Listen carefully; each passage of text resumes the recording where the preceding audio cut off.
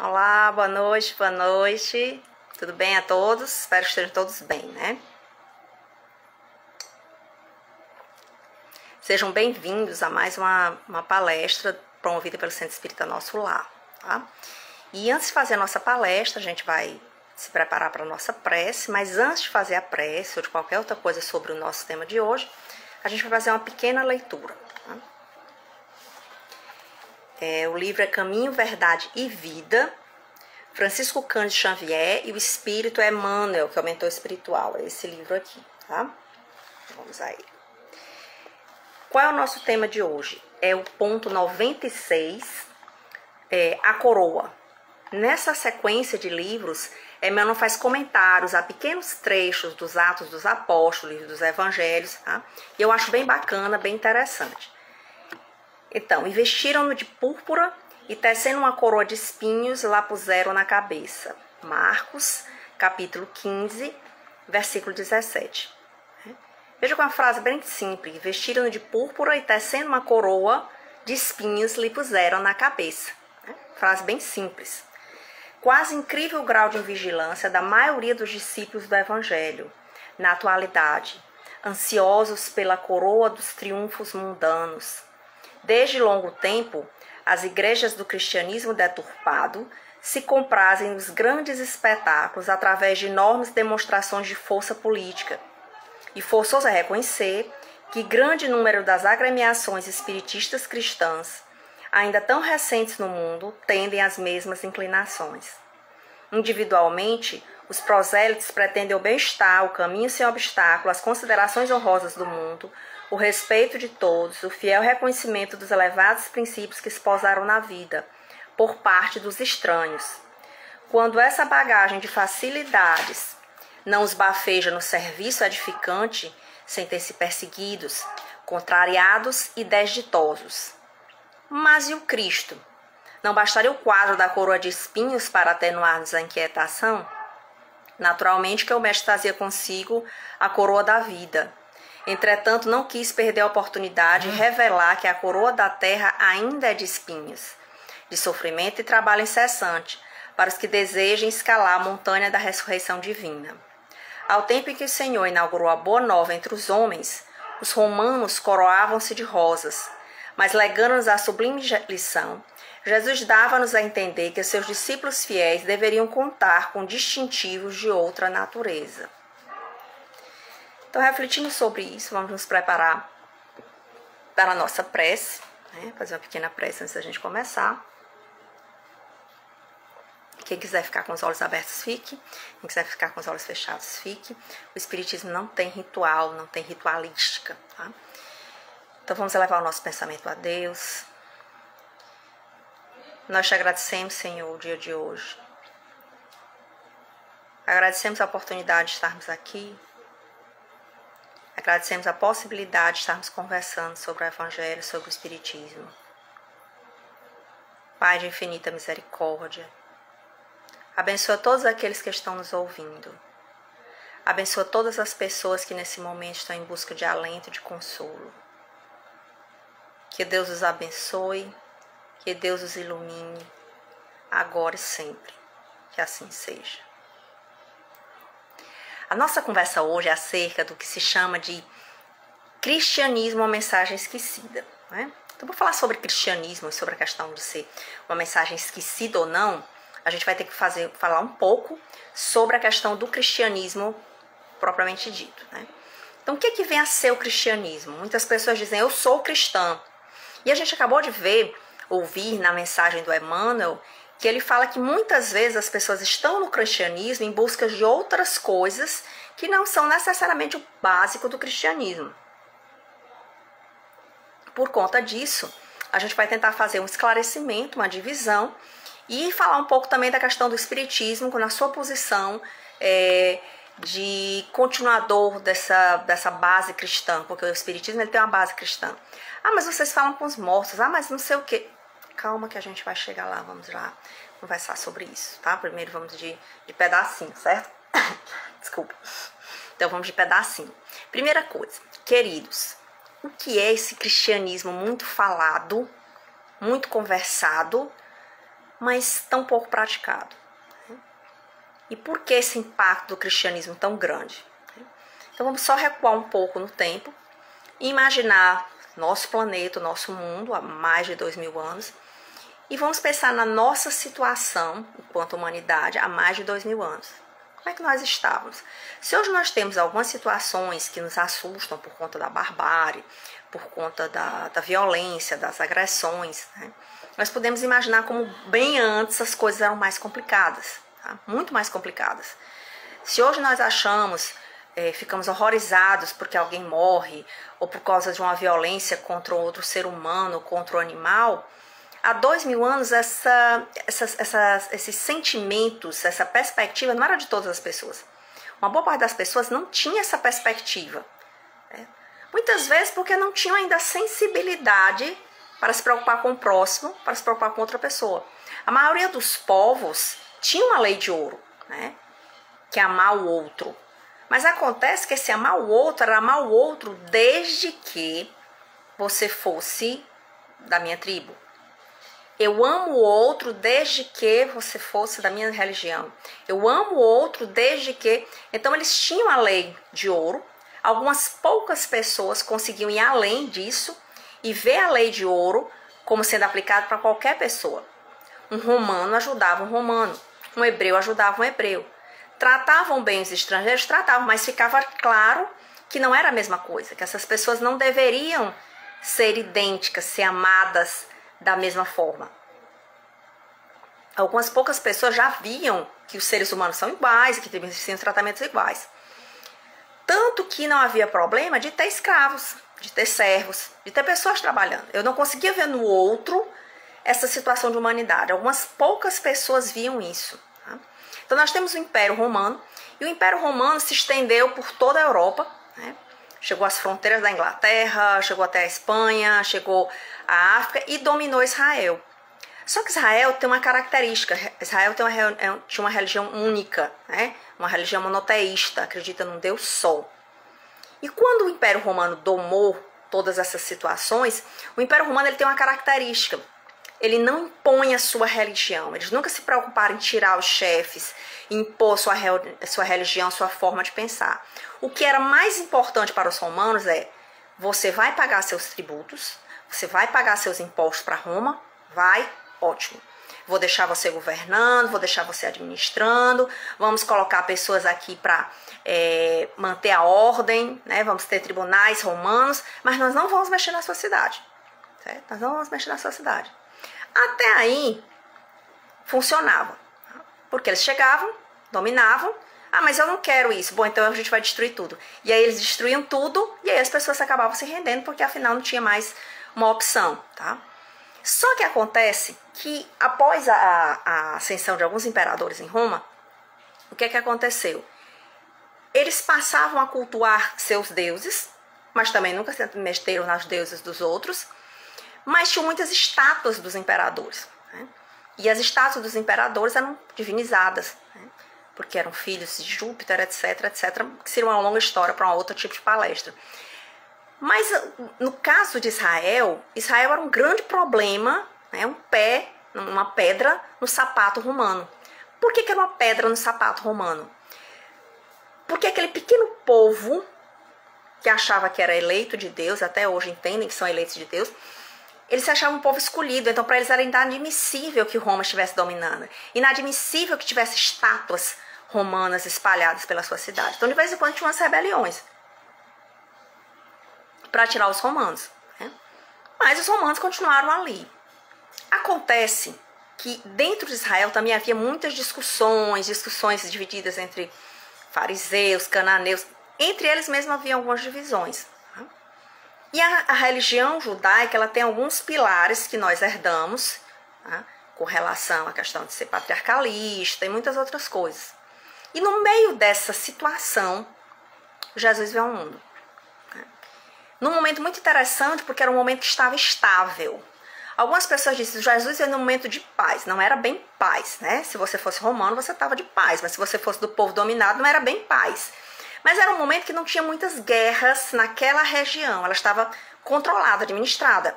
E como era o imperador Augusto, na época que ele nasceu, e Augusto mandou fazer um recenseamento para saber quantas pessoas existiam, etc.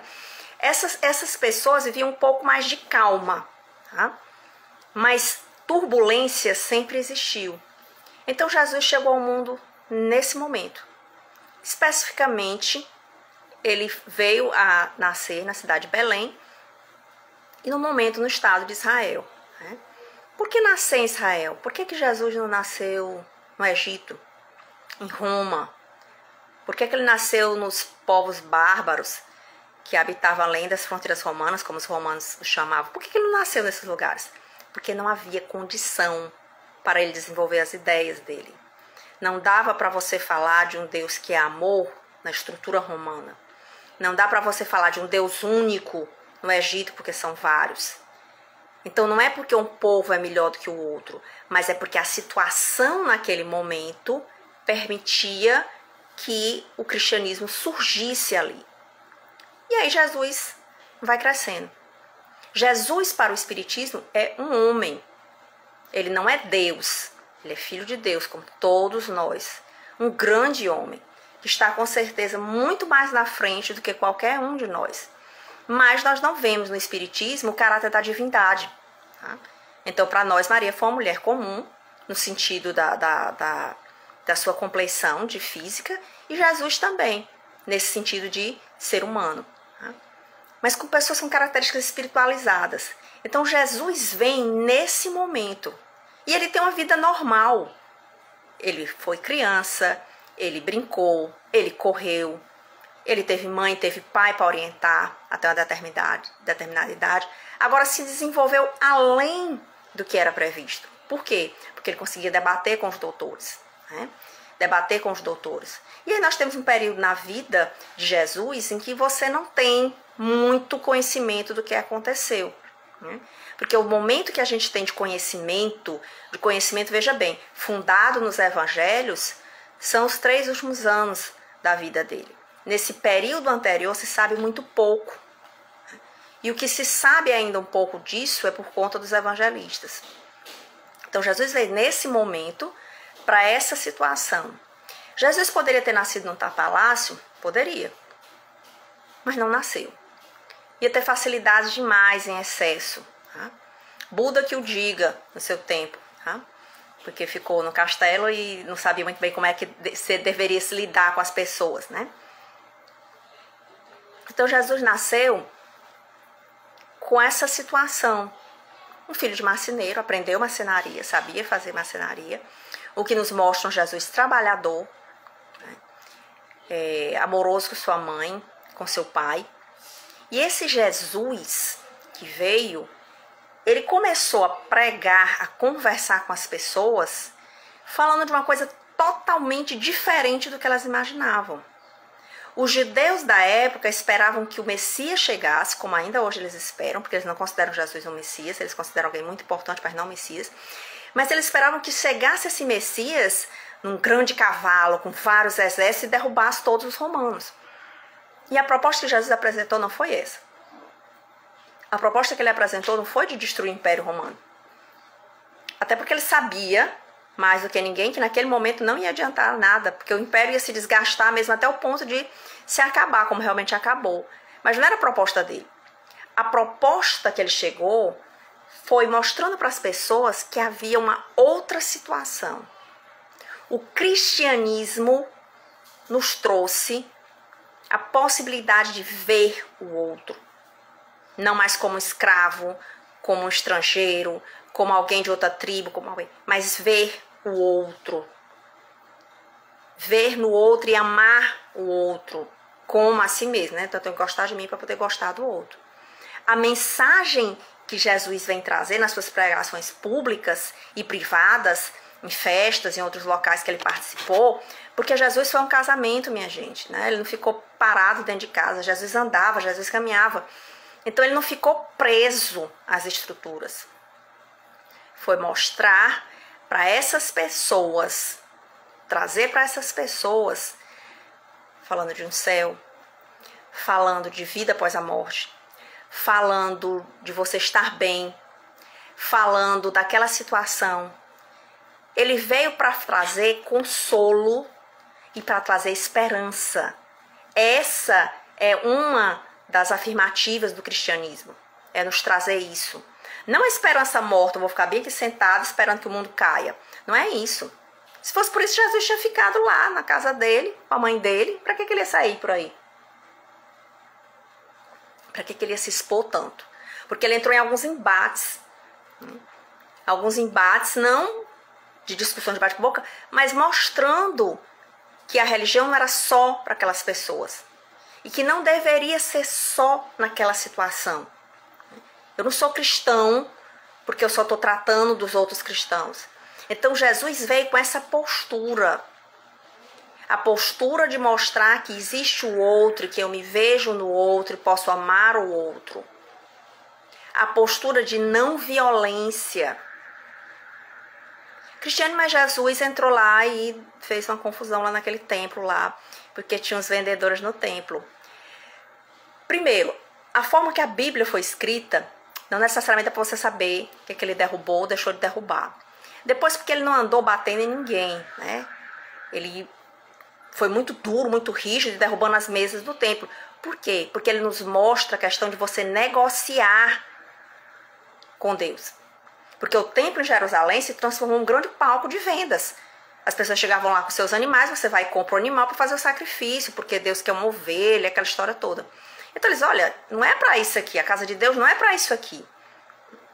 E o cristianismo vem mostrar isso. O cristianismo penetrou profundamente nas camadas mais pobres, mas ao mesmo tempo ele atingiu os corações sensíveis de alguns romanos, de alguns judeus que estavam em posições mais altas, de alguns teólogos que estudavam em Israel, como a gente vai ver em Paulo de Tarso, em Paulo Estevão, né, em que há a conversão.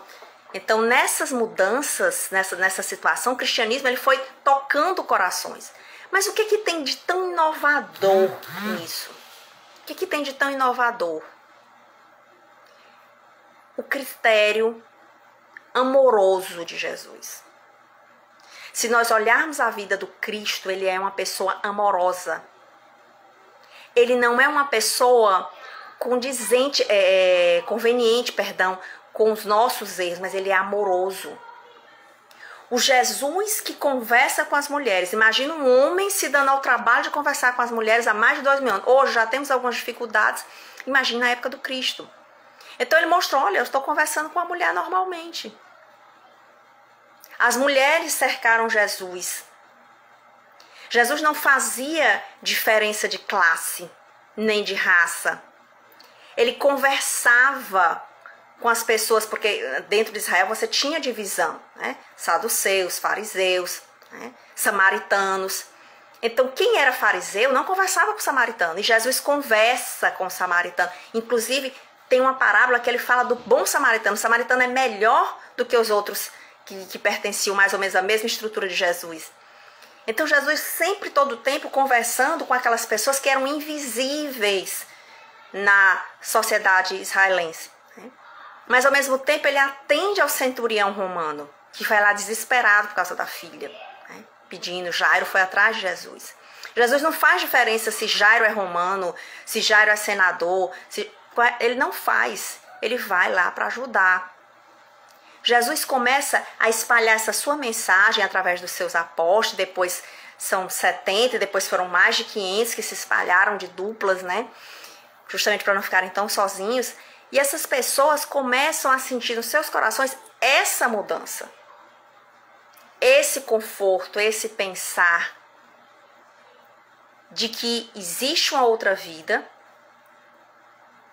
de que eu posso amar as pessoas independente do que elas são.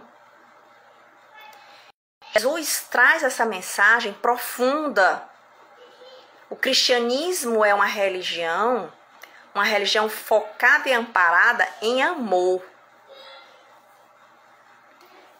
em respeitar o outro. Quando aquela mulher foi chamada de adúltera, e a gente não pode esquecer que naquela mulher só tinha ela, né? Parece que adultério era só unilateral, né? Porque ninguém condenou o homem, né? Condenaram a mulher. E as pessoas que a cercavam eram só homens. E quando Jesus foi perguntar, né, se alguém que tinha pecado e tal, ele disse, não peques mais. Jesus, em momento algum, botou o dedo e disse, você fez isso, você fez aquilo. Ele sabia que a pessoa tinha conhecimento do seu erro. E ele é amoroso com a outra. Ele não condenou, não julgou, não ficou botando o dedinho. Porque a pessoa sabia que estava equivocada. E Jesus também sabia que ela estava equivocada. Como vários que lhe acercaram. Jesus que ficou na casa de Zaqueu. Zaqueu que era muito mal visto. Zaqueu era coletor de imposto. Quem coleta imposto até hoje, ninguém gosta. Quem gosta de pagar imposto? Ninguém gosta de pagar imposto. Tá? Ninguém gosta de pagar imposto.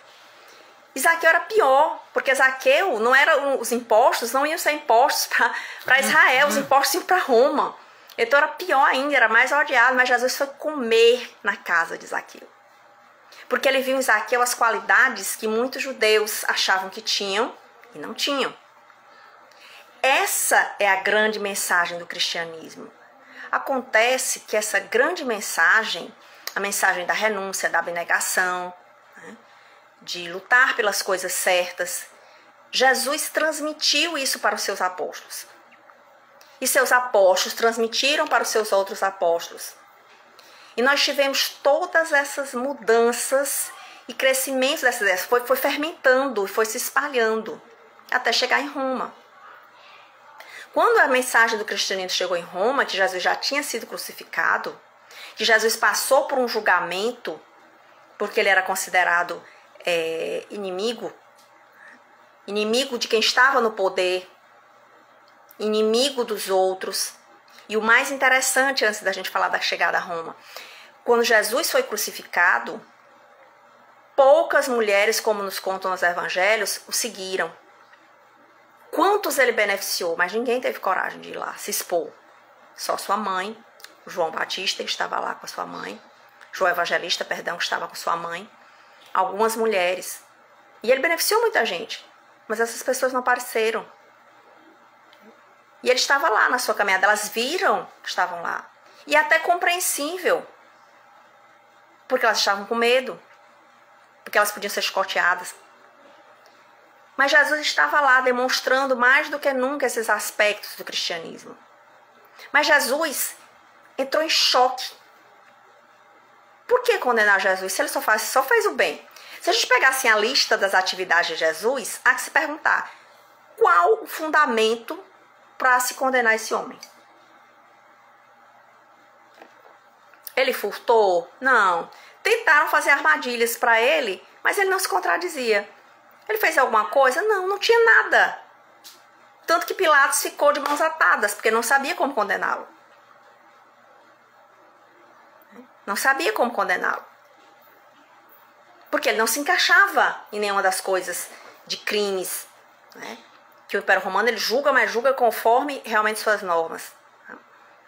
Então ficava difícil. Então ele propôs uma escolha, Barrabás ou Jesus? A multidão escolheu Barrabás. A multidão continua escolhendo os Barrabás. Jesus não tinha crime nenhum. Mas os poderosos da época não gostaram das mensagens de Jesus. Não gostaram dessa forma, porque isso abala a estrutura social. Como é que eu vou ter uma sociedade toda estruturada em escravidão, em expoliação, exploração, e aí vem uma pessoa e diz, ame a próximo como a você mesma. Isso é seríssimo para uma sociedade dessa. Quem tem muita riqueza e toda voltada para a exploração não quer uma mensagem dessa de jeito nenhum. Uma mensagem dessa é muito perigosa. Só que isso chegou a Roma e foi se espalhando. E os cristãos foram condenados. Ah, mas eles foram condenados porque eles eram contrários aos romanos. Não, é porque você tinha que saudar a divindade do imperador e eles não faziam isso. E aí foram condenados por N outros motivos ao redor do tempo. Só que acabou o cristianismo se enraizando tanto, crescendo tanto, que mais tarde o próprio imperador se converteu. Acontece que nós não mudamos as pessoas de uma hora para outra. Não conseguimos fazer isso. No máximo, a gente consegue ilustrar alguma coisa. Então, esse crescimento do cristianismo foi apagando as primeiras lições. Quando a gente pega o Ato dos Apóstolos, que você vê as primeiras comunidades cristãs, você pode observar nas primeiras comunidades cristãs realmente uma comunidade. As pessoas se organizando, mas sem hierarquia, sem grandes coisas. Esses títulos que nós temos, bispo, arcebispo, foram criados ao longo do tempo, mas não no sentido de hierarquia, de poder, mas de organização.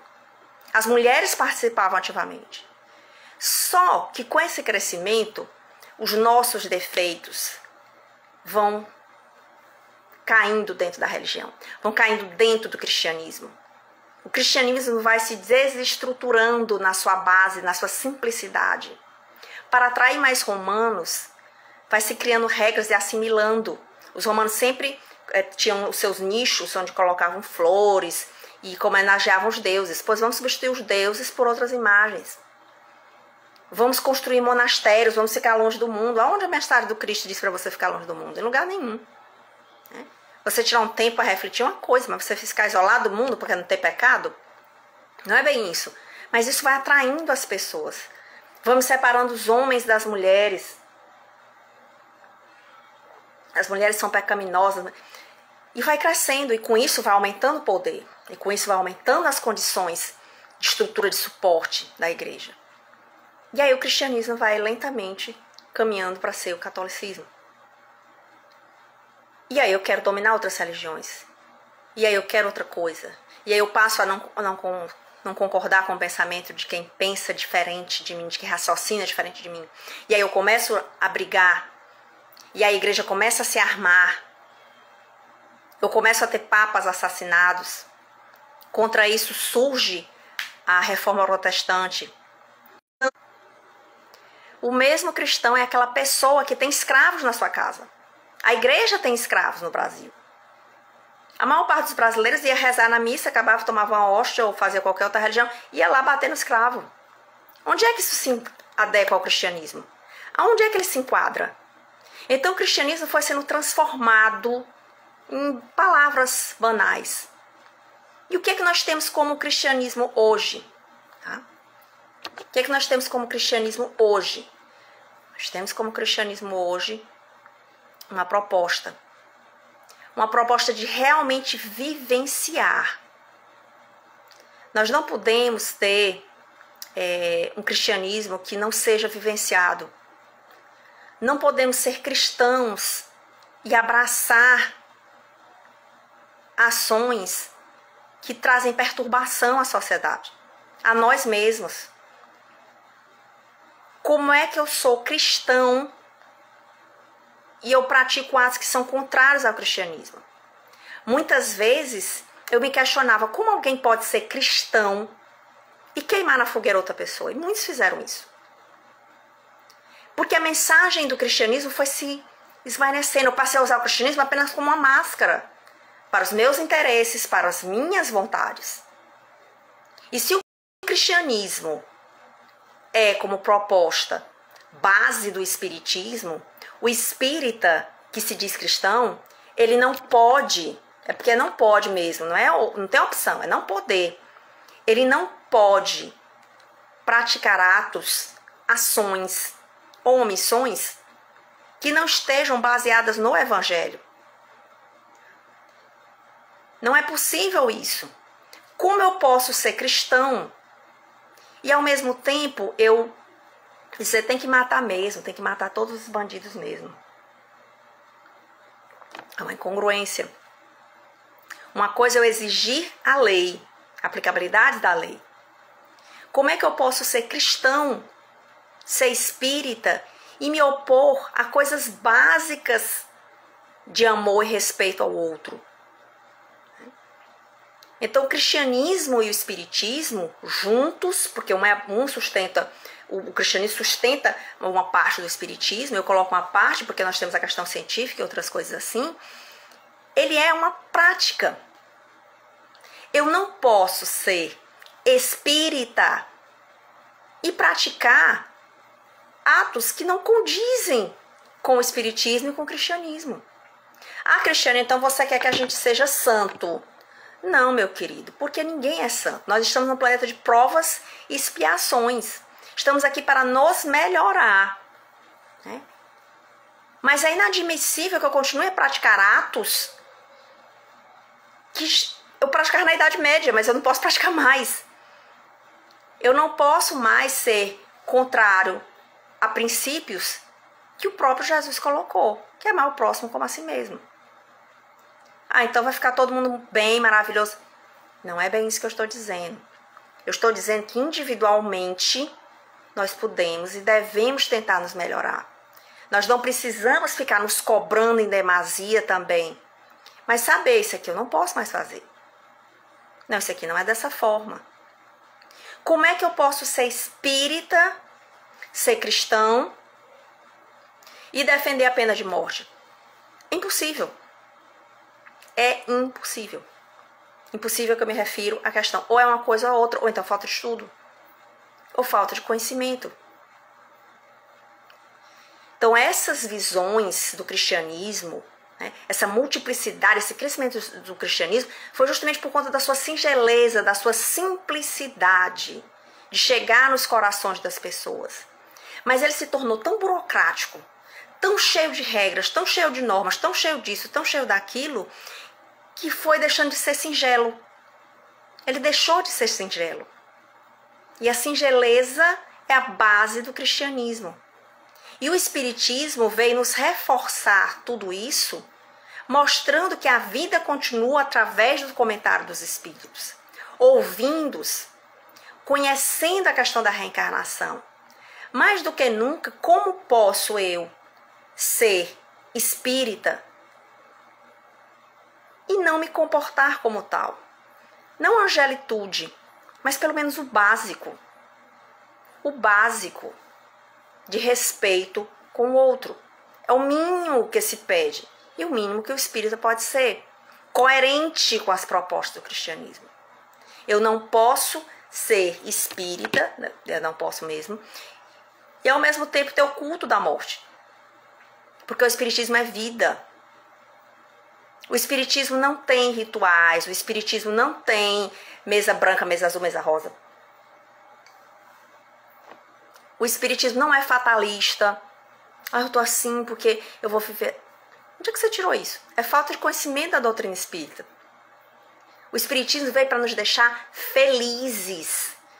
Felizes não porque os nossos problemas acabaram, mas felizes porque o cristianismo nos deu essa visão de amor, de afeto com o outro, e o espiritismo nos dá a fundamentação científica e filosófica para isso. O espiritismo nos diz o porquê de eu não ficar tão desesperado. O porquê de perder um filho e não ficar angustiado em demasia, porque é normal se angustiar, é normal ter uma situação com a perda dessa. É de compreender que os momentos vão passando e que a verdadeira vida não é aqui. É compreender que eu posso ir mais além, que eu não preciso estar só aqui. Mas ao mesmo tempo o espiritismo nos traz que nós temos missões aqui, provas aqui, inclusive para ajudar aos outros. O espiritismo não é uma religião de omissão, não é uma religião de ficar sentado em casa lendo livro. Se eu vejo a miséria social, se eu vejo a pobreza, a dificuldade, é minha obrigação como espírita tentar fazer alguma coisa para amenizar, nos limites daquilo que eu posso. Porque o espiritismo é ação. O espiritismo, ele tem uma parte teórica, mas tem uma parte de ação. E o cristianismo é ação. Jesus convivia com leprosos, com todo mundo que era considerado a pessoa mais terrível do mundo. E o espírita, seja onde for, ele tem que levar essa mensagem, ele tem que estar participando. É essa a grande proposta do cristianismo. É essa a grande proposta de transformação social, de mudança social, de eu ver a dificuldade do outro, de eu poder ajudar, eu poder procurar alguém que eu possa interceder por aquela situação, melhorar a situação. Mas, Cristiane, por que nem sempre é assim? Porque, no fundo, nós ainda somos apegados às nossas manias antigas, às nossas religiões antigas. Ainda temos muito delas antigos, de achar que a nossa ideia é melhor do que o outro. Então, um dos grandes passos que Kardec trouxe foi confirmação do livre-arbítrio, questão da inteligência, possibilidade de escolha, mas responder por as escolhas e reafirmar, né? Espíritas, amai-vos, eis o primeiro ensinamento, instruí-vos, eis o segundo. E como é que eu posso amar ao outro? Eu posso amar o outro respeitando o outro, ajudando o outro, rezando pelo outro.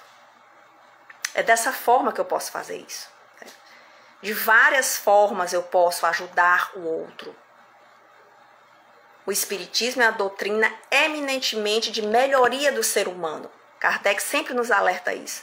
Estamos aqui para nos melhorar e, se possível, contribuir com a melhora dos outros. O espírita, ele não fica preso, ele não admite que só ele melhora e os outros não melhorem. Ele é uma religião que veio para todos. E justamente para isso, para que o cristianismo, a chama do cristianismo continue. Para que ela continue vibrando dentro de cada um de nós, sempre preparado. Então, que a gente possa refletir sobre essa nossa conversa, foi mais uma conversa, pensar no cristianismo. O cristianismo é uma doutrina eminentemente de simplicidade, de amor. As partes mais obscuras do cristianismo, ainda que sejam mais obscuras, as partes claras dela com relação à caridade, o amor, tem nada de obscuro ali. Fazer o bem sempre.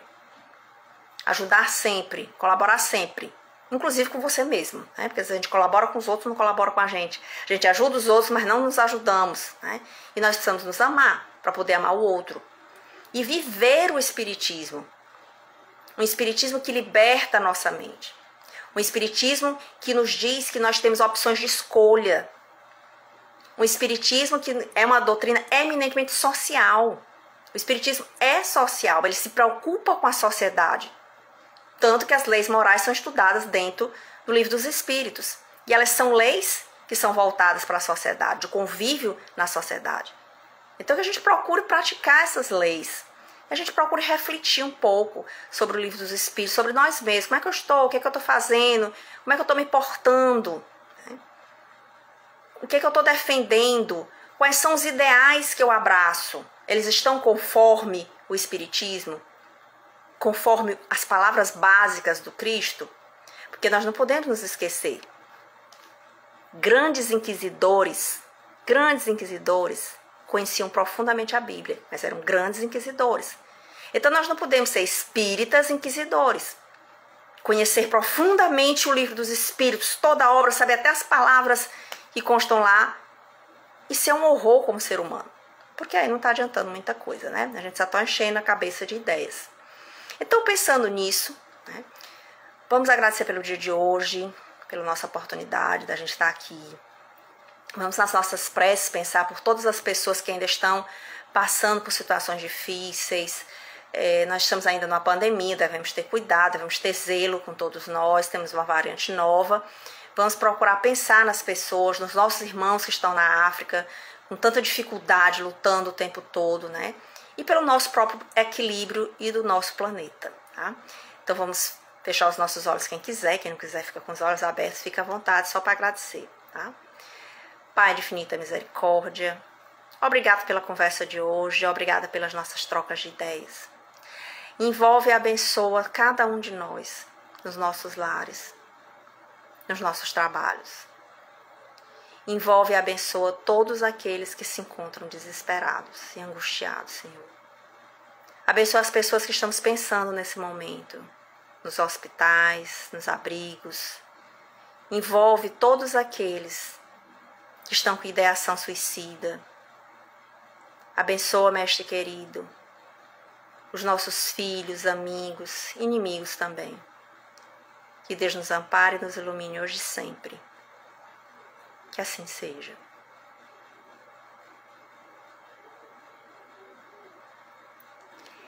Eu desejo a você uma ótima noite, muita paz, boa semana, bom descanso e vamos teorizar e vivenciar a prática do Espiritismo e do Cristianismo, tá certo?